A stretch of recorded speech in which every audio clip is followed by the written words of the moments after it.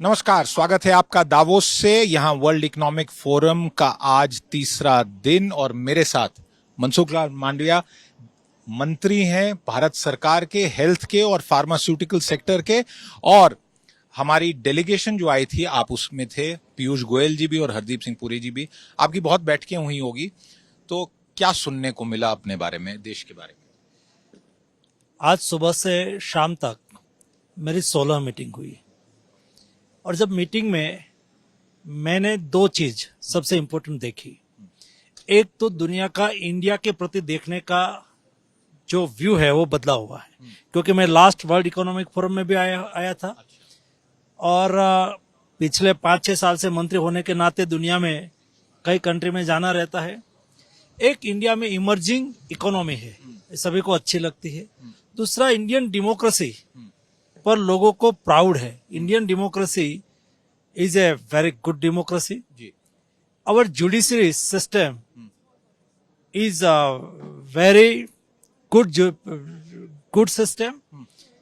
तीसरा, इंडिया का decisive leadership, उसके प्रति लोगों की श्रद्धा है। इसलिए इंडिया में इन्वेस्टमेंट करने वाले लोगों की, इन्वेस्टमेंट करने वाली कंपनी ज्यादा अप्रोच कर रही थी, ज्यादा मीटिंग मांग रही थी, ज्यादा क्वेश्चंस पूछ रही थी। और जिस तरह से इंडिया में इंडस्ट्रीज फ्रेंडली एटमॉस्फेयर बना हुआ है जी, उससे सब लोग खुश भी थे। आपके पास जो दो विभाग हैं ये एक प्रकार से सुर्खियों में रहे और दर्दनाक वाकया था पूरी दुनिया के लिए, अपने देश के लिए भी कोविड। आज मैं आपसे स्वास्थ्य मंत्री के नाते एक प्रश्न पूछता हूं, कोविड की स्थिति आपके आकलन में क्या है? क्या समस्या काफी हद तक निपट गई है? और ये इसलिए पूछ रहा हूं मंत्री जी, क्योंकि बहुत लोग ये मानते हैं कि अब मास्क नहीं, कोई प्रिकॉशन नहीं, निपट गया जी, अब तो कोई चाहे कुछ भी बोल लो मानने को तैयार नहीं।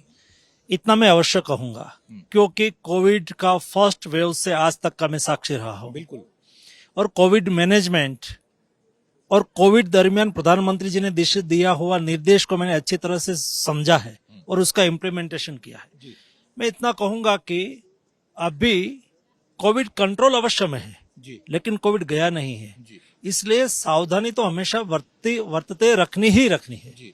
ये मेरा मानना है। हम यहाँ देख रहे हैं मास्क है ही नहीं, हम एयरपोर्ट पे उतरे ज्यूरिक में, यहाँ देख रहे हैं मास्क नहीं है। हालांकि कॉन्फ्रेंस में जरूर है, बट आम जनता कोई ज्यादा मास्क को लेके बिल्कुल चिंतित नहीं है। ये क्या आपको लगता है, क्या कारण हो सकता है? यहाँ मैंने दो स्थिति देखी। एक तो जो यहाँ अभी वर्ल्ड इकोनॉमिक फोरम में सब लोग हैं, वो तो कोविड नेगेटिव है, क्योंकि सभी को टेस्ट करके ही लगातार टेस्ट हो रहा है और टेस्ट होने के बाद ही अंदर एंट्री मिलती है, इसलिए थोड़ा सेफ है। दूसरा, मैं स्विट्जरलैंड में लास्ट वीक से हूँ, मतलब आज 7 दिन हो गया। वर्ल्ड हेल्थ असेंबली में था, 3 दिन वहां रहा और बाद में 3 दिन यहाँ आया हूँ। तो मैंने देखा है कि यहाँ कानूनी तौर पर भी हटा दिया है और रूल्स के मुताबिक भी अभी मास्क यहाँ आज के दिन में जरूरी नहीं है। ये उनकी सिस्टम है। और हमारे यहाँ मास्क जरूरी होना चाहिए अभी? मैं मानता हूं कि सावधानी रखनी चाहिए। सावधानी रखनी चाहिए। एक चीज और जो हमने कोविड में देखा और अपने देश में वैक्सीनेशन का जो कार्यक्रम हुआ, आज मैं आपको एक चीज बताऊं और अपने दर्शकों से भी बताऊं कि जो भारत के मूल के भी नहीं है, बाहर के लोग हैं, वो वैक्सीनेशन प्रोग्राम की दाद देते हैं।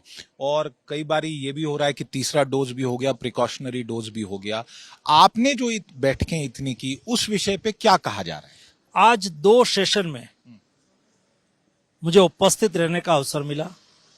उसमें मेरा ओपनिंग रिमार्क्स था। ओपनिंग रिमार्क्स के बाद इंडिया ने जो वैक्सीन मैन्युफैक्चरिंग किया, वैक्सीनेशन ड्राइव चलाई, nearest 2 billion vaccine dose administer किया, उससे दुनिया प्रभावित है। उसके मन में क्वेश्चन है कि इतना कैसे हो सकता है। 1 डे 25 मिलियन डोज एडमिनिस्टर होना एक बहुत बड़ी बात है। तो लोग उसके बारे में भी बहुत उत्सुक होके जानना चाहते थे।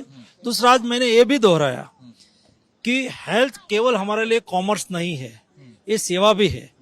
और इसलिए जब देश और दुनिया, सारी दुनिया लॉकडाउन 1 और लॉकडाउन 2 में थी, या तो Covid first wave and second wave में थी, at the time crucial situations में भी हमने हमारी 3000 से अधिक फार्मा कंपनी, 10,000 से अधिक मैन्युफैक्चरिंग यूनिट उसको चालू रखा, जी। उसको लॉकडाउन पास दिया, जी। मैन्युफैक्चरिंग चालू रहा, देश की रिक्वायरमेंट भी पूरी हुई और 150 कंट्री में हमने मेडिसिन सप्लाई किया। ये तो ठीक है हमने सप्लाई किया, लेकिन ऐसी स्थिति में हमने परिस्थिति का लाभ नहीं लिया।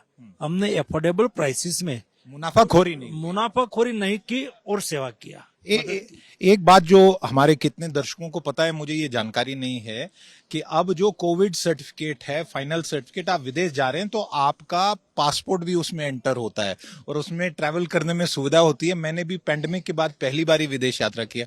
एक चीज आपसे पूछना चाहता हूं, और ये क्योंकि कई छोटे उद्योगों ने कोविड के बाद स्थिति को ध्यान में रखते हुए कुछ निर्माण किया कोविड के सामान को लेके। आज जब हम उनसे बात करते हैं तो वो कहते हैं कि अब हमारे पास ऑर्डर नहीं है, काम खत्म हो गया है, कैपेसिटी पड़ी हुई है, अब थोड़ा नुकसान झेलना पड़ रहा है।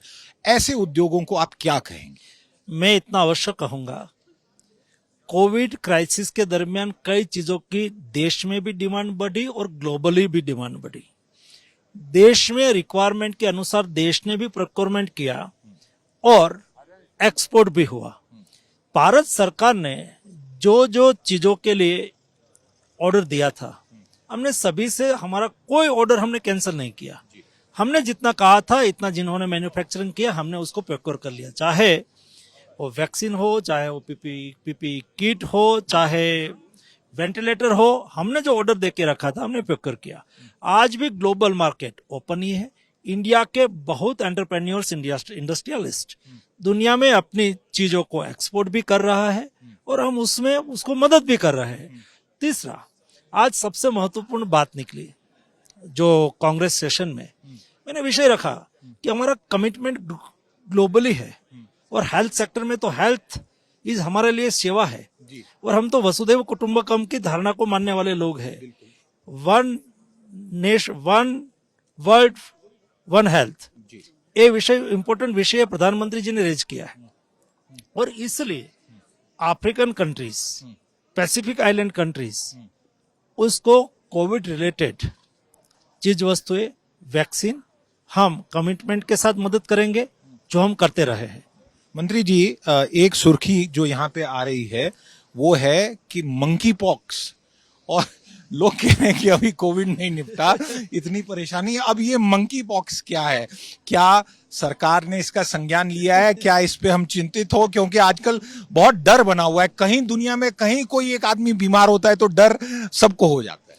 मंकी पॉक्स एक ऐसा डिसीज है जो डिसीज शरीर में जैसा पॉक्स होता है, ऐसा छोटा छोटा शरीर में पॉक्स होता है, चेचक टाइप का पॉक्स होता है और कई कंट्री में उसके केस पाए गए। इंडिया में सर्वेलेंस बहुत रोबस्ट आज के दिन में है। हमने जीनोम सर्वेलेंस आज के दिन में बंद नहीं किया है, not only for Covid but एक सिस्टम अच्छी बन गई है। तो देश में कोविड का कोई वेरिएंट आता है हमें तुरंत ही पता चलता है, मंकी पॉक्स का भी कोई केस आएंगे हमें तुरंत ही पता चलता है, हम उसके ऊपर नजर बनाए रखे। दुनिया में भी कई जगह पे केस दिखाए गए, भूतकाल में भी दिखे गए थे। तो ऐसा होता रहता है, कोई ना कोई नया डिसीज दिखाई देता है, लेकिन उसका कोई मास स्प्रेड आज के दिन में नहीं है। चलिए, ये आपने एक बड़ी अच्छी बात कही मंत्री जी, और शायद यहीं पे हम आज की इस चर्चा को समाप्त करेंगे, क्योंकि कोविड की समस्या निपट जाए और कोई समस्या ना आए। और जो बात मुझे लगता है सबसे ध्यान देने वाली है कि अब सर्वेलेंस और टेस्टिंग में पिछले 2 साल में जितना काम हुआ है वो किसी भी समस्या को निपटने के लिए शायद कारगर रहेगा। आपका बहुत बहुत धन्यवाद हमसे बात करने के लिए। नमस्कार।